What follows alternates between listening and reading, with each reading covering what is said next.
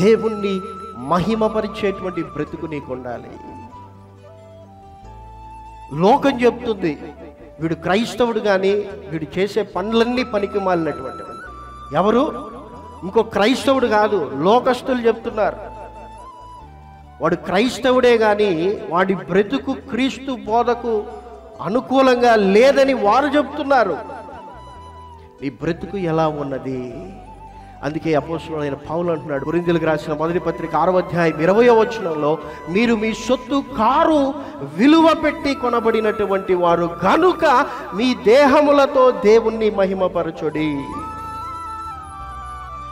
ఎందుకండి నేను దేవుణ్ణి మహిమపరచాలంటే, అసలు నీవు నీ సొత్తు కాదు, చెప్పాను కదా ఇంతకు ముందే.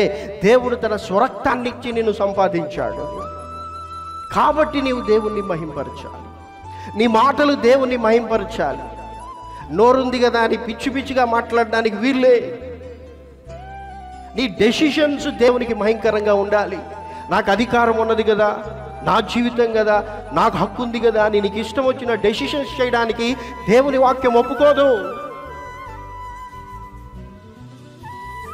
దేవునికి మహిమకరమైనటువంటి బ్రతుకును నీవు కలిగి ఉండాలి.